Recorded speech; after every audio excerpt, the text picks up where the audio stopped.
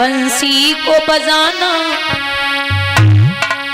खेल तो है, पर्वत को उठाना खेल नहीं। श्री राधे।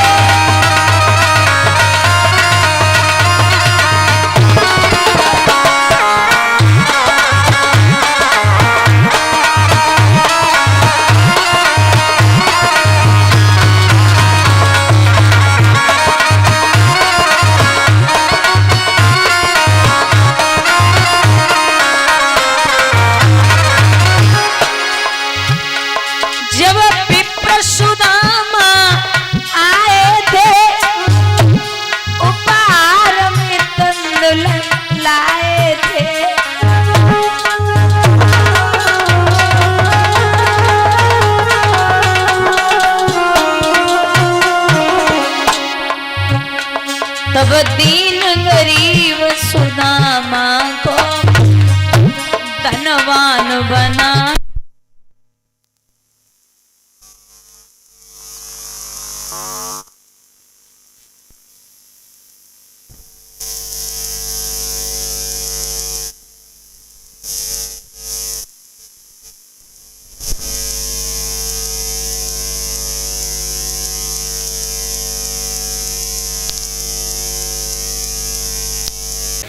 भगवान ने जो दैत्यों में और देवताओं में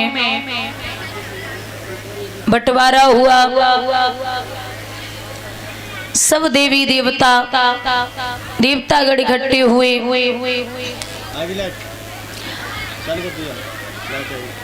शेष नाग मंद्राचल पर्वत, शेष नाग रस्सी का काम कर रहे हैं समुद्र का मंथन करने के लिए। यहाँ कहा है कि देवताओं ने महाराज अमृत कहाँ से निकलेगा, बोले मुख से। फिर पूछा कि कहाँ से निकलेगा, तो राक्षस मुंह की तरफ लगे, बोले पूंछ की तरफ से। तो उधर लगे, अब भाग दौड़ में लगे पड़े हैं। तो अब महाराज मुंह से निकलेगा, तो मंथन होते होते सबसे पहले विष निकला। और जब विष निकला है तो इतना याद रखिए, वो विष ऐसा था अगर जमीन पे डाल दिया जाए तो वनस्पति नष्ट हो जाए। कहाँ जाए, तो वहां जाकर के भोले बाबा के पास पहुंची। बोले महाराज ये विष है। भगवान बोले ये सही है, अगर मीठा निकले अमृत निकले तो आप पियो, विष निकले तो हमें दे दो। नहीं महाराज, अगर कहीं डाल दिया तो लोग मारे जाएंगे, आप पी लो। तो प्रभु ने राज शब्द मुंह से निकाला, पिया है मां शब्द में गले में धारण किया वो विष। प्रभु का वो विष से गला जो है वो नीला पड़ गया। उसी दिन उनका नाम पड़ गया नीलकंठ। बोलिए नीलकंठ भगवान की। नीलकंठ नाम पड़ा। मंथन होते होते स्त्री मणिरंभा वारुणी अमीय शंख गजराज धन मंत्र धन धेनु सुच विष चंद्र और वाज, 14 रतन निकले। और ये जो मदिरा है ना, ये समुद्र से ही निकली है मंथन होते समय। तो माँ लक्ष्मी भी निकली, 14 रतन टोटल निकले हैं, जिनमें महाराज थोड़ी देर के बाद अमृत का कलश लेकर के मोहिनी का भेष धारण करके भगवान बाहर आए। तो एक बात बता दें, विनाश काले विपरीत बुद्धि। जब विनाश का समय आता है तो बुद्धि काम नहीं करती। देवता सोच रहे कि अमृत हमें मिल जाए, और राक्षस सोच रहे कि जब मोहिनी हमें मिल जाए। अमृत भाड़ में जाए, ऐसी औरत ऐसी देवी कहाँ मिलेगी, ये हमें मिल जाए। ये सत्य है कि विश्वासम पात्रम न किमस्ते लोके नारी। विश्वासम पात्रम न किमस्ते लोके नारी। औरत पर विश्वास करो लेकिन अति विश्वास मत करो। अपनी पे तो कर लो, लेकिन पराई पे तो धोखे मत कर लियो। जब कुत्ते की या सियार की मौत आती है तो वो गांव की तरफ भागता है, और जब आदमी की मौत आती है तो वो पराई स्त्री की तरफ भागता है। लिखते हैं विद्वान, पर नारी बिसकी कटार बिनते घायल, पर नारी बिसकी कटार बिनते घायल।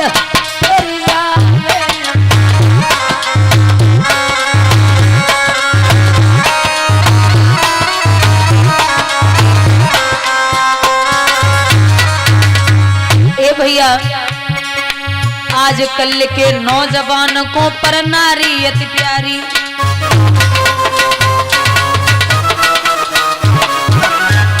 कलयुग की कड़वी सच्चाई है,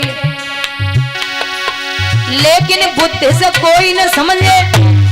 जहर की बुझी कटारी नागिन सी लहराए, नारी सकी कटारी।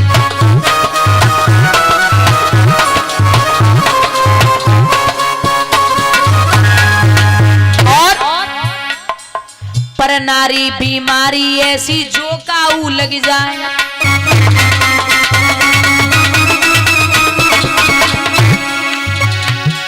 रात दिन सोवत और जागत, चैन न दिल में आवे, परे परे बरसावे पर नारी।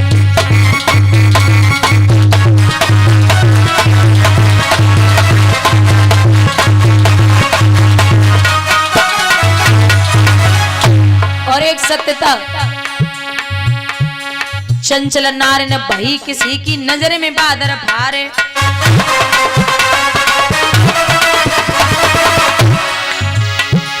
मस्त रहे फैशन अपनी में, बक्काऊ को घासु नहीं डारे, नागिन सीट से जावे पर नारी।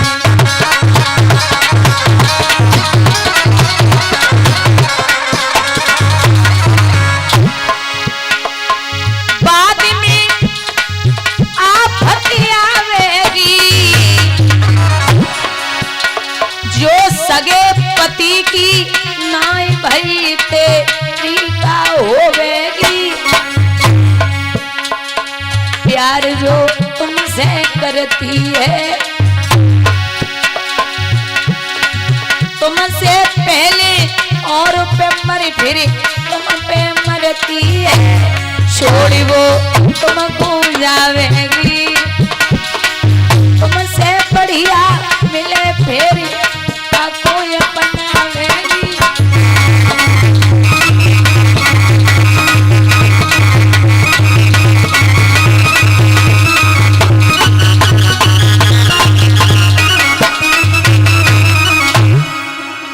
महाराज भगवान वो कलश लेकर के उज्जैन पहुंचे, इलाहाबाद हर जगह पहुंचे हैं भगवान। जहां जहां ये कलश रखा गया वहां वहां आज भी कुंभ का मेला लगता है। प्रभु ने देवताओं की और दैत्यों की कतार लगवाई, यानी कि लाइन से बैठाए और जवाब दिया है, देखो अमृत अगर पीना है तो जैसे हम बोले उस शांति से आप बैठे। बिठा लिया और बिठाई के परमात्मा ने देवताओं की तरफ से नंबर लगाया और राक्षसों से कहा, देखो भैया अमृत है ना, वो कलश में ऊपर जो है ना वो ठीक नहीं है, पतला सा है, नीचे ठीक है, आपको मैं इन देवताओं को पिला देता हूँ ऊपर का, बाद में अच्छा सा जो अमृत बचेगा वो मैं आपको दूंगा।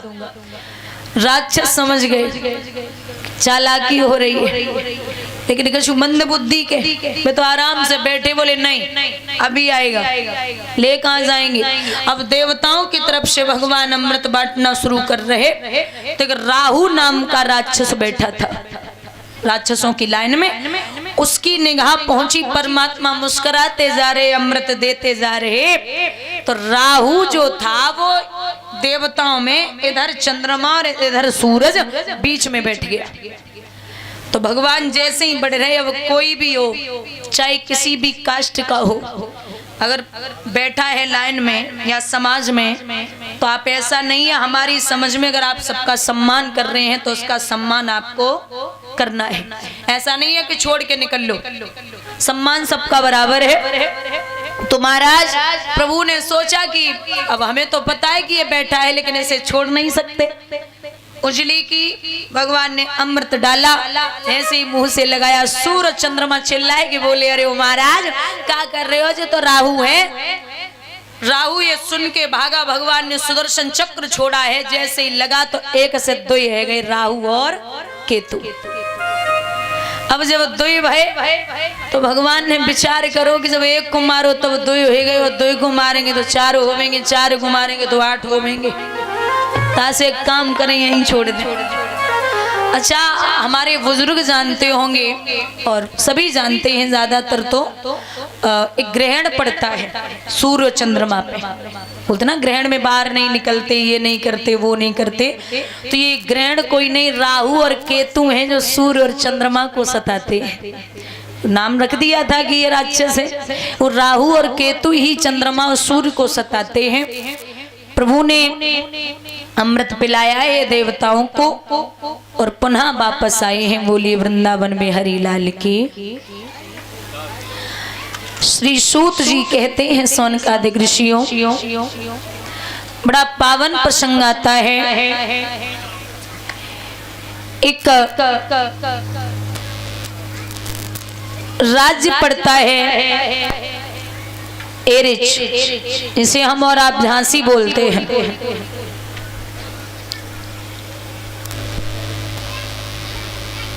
देवताओं की माँ का नाम है अदिति और पिता का नाम है कश्यप। बुजुर्गों, देवताओं की माँ अदिति और कश्यप, और राक्षसों की माँ का नाम है दिति और पिता का नाम है कश्यप। राक्षसों के और देवताओं के पिता एक ही थे, माताएं अलग अलग थी। देवताओं की माँ अदिति और राक्षस इसलिए पैदा हुए थे अदिति से, कश्यप ऋषि दिन में तपस्या यानी कि भजन पे बैठे थे, तो माताओं भजन करते समय दिति ने उठायो।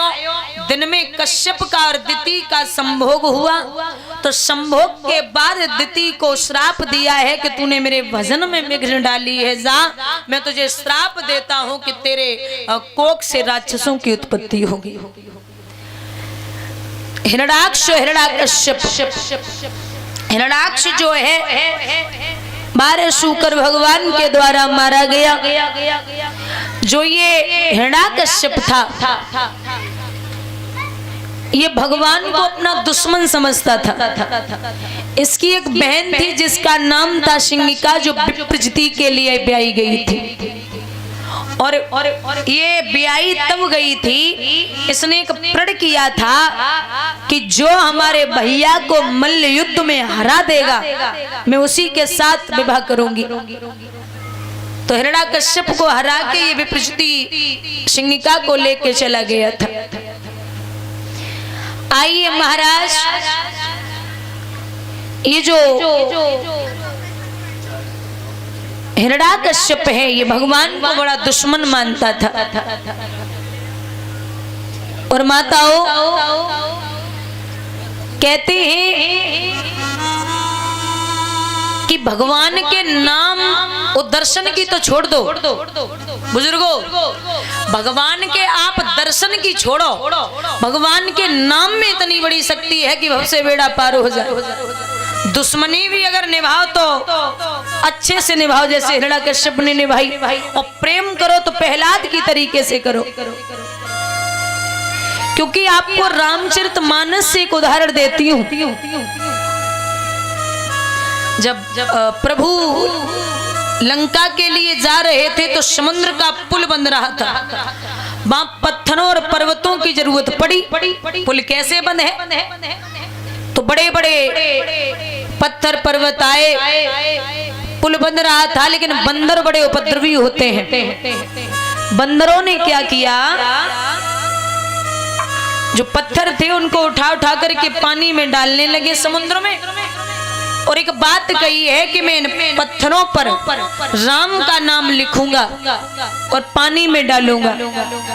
अगर ये पत्थर पानी में तैर गए तो राम के नाम में शक्ति है, और अगर नहीं तैरे डूब गए तो राम के नाम में शक्ति नहीं है। अब आप एक बात बताइए हमें परीक्षित, एक छोटा सा कंकड़ हो और उस कंकड़ को आप पानी में डालो, वो तैर सकता है? कभी नहीं। बड़े बड़े पत्थर महाराज राम का नाम लिख के जब पानी में डाले तो भगवान की ऐसी कृपा, वो पत्थर पानी में तैरने लगे। बंदर उछलने लगे, बोले राम के नाम में बड़ी शक्ति है। सब प्रसन्न, ये खबर रावण को पता चली। तो रावण ने कहा ये कोई बड़ी बात है, ला एक बड़ा सा पत्थर, वो हमारा नाम लिख के पानी में डालो, वो भी तैर जाएगा। एक बड़ा सा पत्थर आया और आए कि पत्थर महाराज जब रावण ने उस पे अपना नाम लिखा और नाम लिख करके वो पत्थर जब डाला है पानी में, तो याद रखना महाराज वो पत्थर पानी में तैरने लगा। लोग अचंभित हो गए, बोले अरे ये तो राम की बराबरी कर सकता है, अरे इसके नाम में तो बड़ी शक्ति है। लेकिन महाराज आपको बता दें, वो पत्थर इसलिए नहीं तैरा कि रावण ने उस पे अपना नाम लिखा।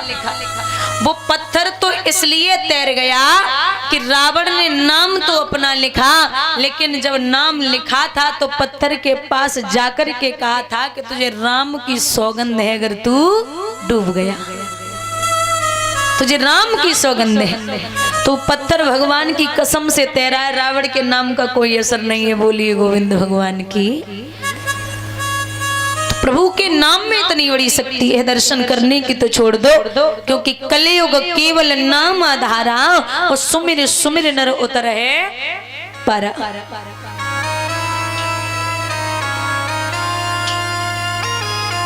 भैया हिरण्याकश्यप जो है विचार करता देवताओं से बदला कैसे लूं।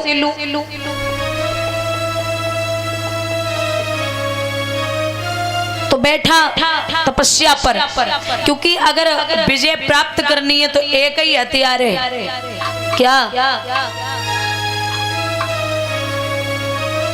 तपस्या। तपस्या से आप देवताओं को प्रसन्न कर सकते हैं। तपस्या की भगवान के लिए लिखा है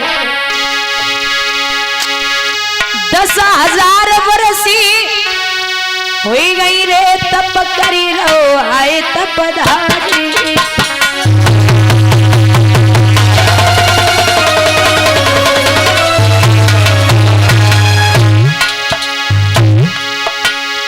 ए धूलई खट्टी हुई गई रे टीला सोमनो अंगारी।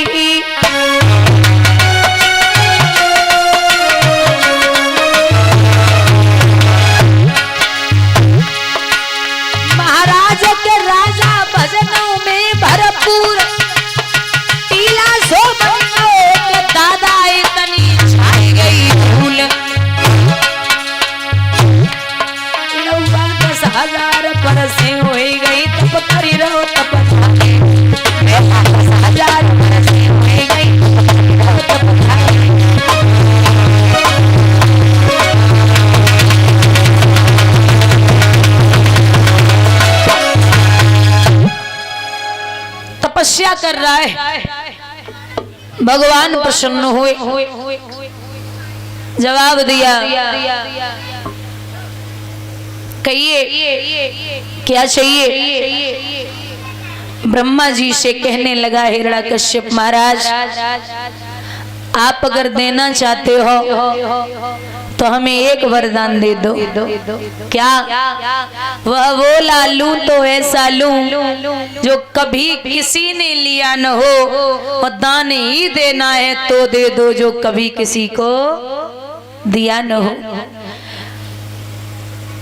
कुछ अधिक नहीं, बस इतना ही ऊपर न मरूं नीचे न मरूं, निस में न मरूं दिन में न मरूं, भीतर न मरूं बाहर न मरूं।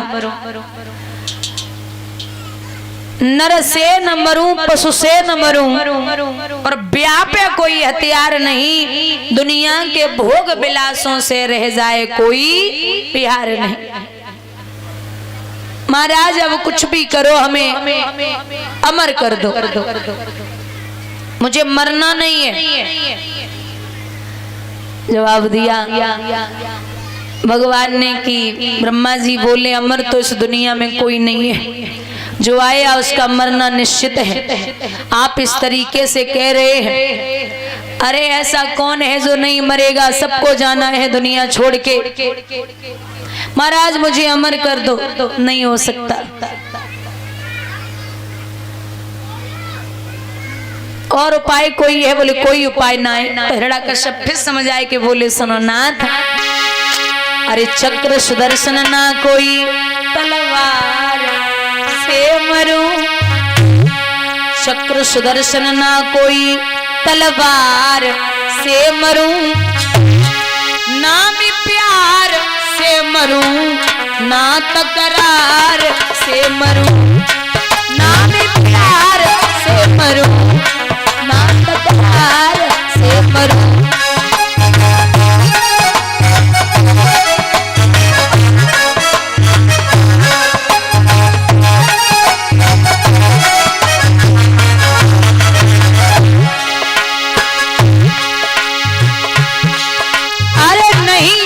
से नहीं शस्त्र से हाथ हमारे टूटे, ना लड़ियों से ना लठियों से मूड हमारे फूटे।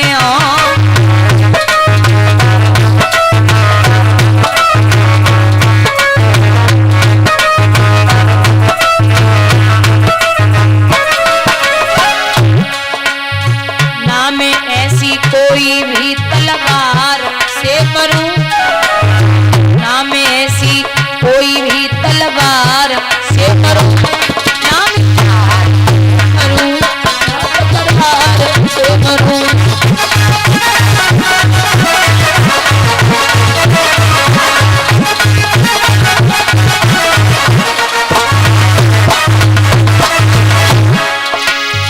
ना अंबर पे ना धरती पर, ना भीतर ना बाहर, अरे ना आगी से ना पानी से, ना मरूं जल सागर, ना आगी से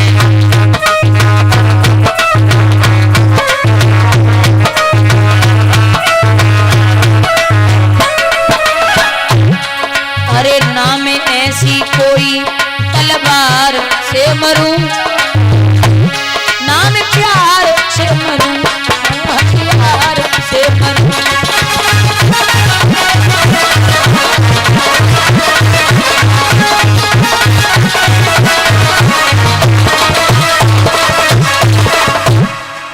जवाब दिया कि महाराज मुझे कोई न मार सके, आप मुझ पे इतनी मेहर कर दो।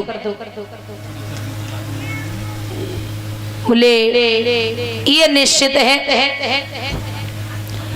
कि जो वरदान आपने मांगे है तथास्तु ऐसा ही होगा।